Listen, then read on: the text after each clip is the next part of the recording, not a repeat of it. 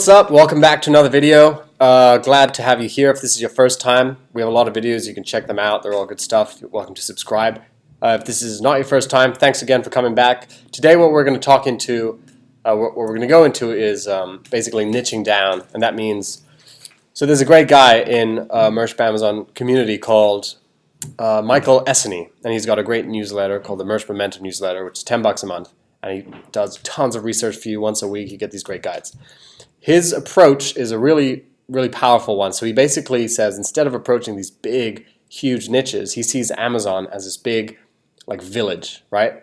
And so there might be some of the big hubs will be like dogs or like nurses, but then you're going to have some of like smaller niches around. There's still people passing through, just not as many. And if you can be the big fish in a small pond, right? If you can rank #1 for like these small terms, that's a great way to basically grow your portfolio, because rather than having 1 or 2 shirts that are bringing in the bulk of your sale, you'll have hundreds or thousands of shirts in these small ponds, right? But they're the big fish, so they're #1. They're on the first page, and they're making maybe a couple sales a month across thousands. That generates to be a massive income.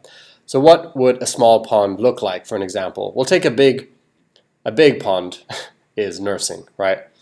But a small pond would be niching down, creating design that is specific for one type of nurse for one occasion in that niche, right? So let's go here for an example. So here I have top 25 types of nurses, right, that people are looking to hire.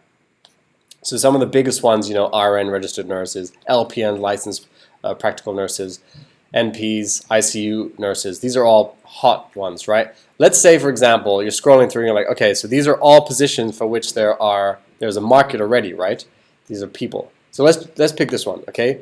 PACU nurse, post-anesthesia care unit.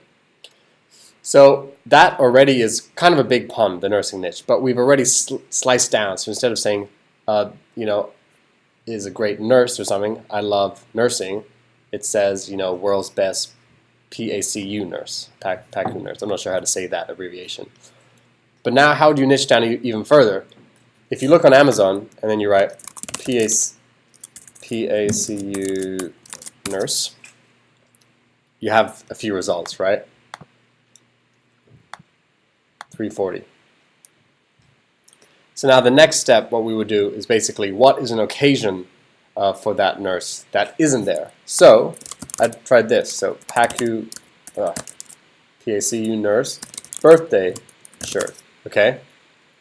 Now all of these are coming up because in their keyword they probably have the word birthday, because it's common at Merch by Amazon practice now to just throw a birthday, Christmas gift in every listing, right? But if you look at these designs, you'll see that these aren't actually birthday themed designs, right? They're generally for PACU nurses. So if you make a shirt for birthdays of PACU nurses, for example, with this exact keyword, PACU nurse birthday shirt, right? B-Day t-shirt for nurses in the post-anesthesia care unit, specifically for that, with a design that is catered to that, and the listing keywords are specific to that, all of a sudden you have become a big fish in a small pond, right?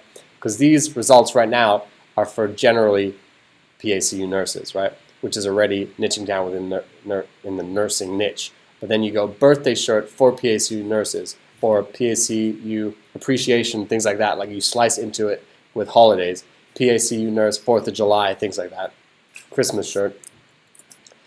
That's a great way to become a big fish in a small pond. And then if you repeat this across tons and tons of little ponds, you create a very diverse and solid foundation of a portfolio that can grow and scale quite well instead of trying to hit these big niches. So for example, someone asked me recently, it's like, why am I not ranking for these keywords? And it was basically like love heart, red heart, or rainbow shirt.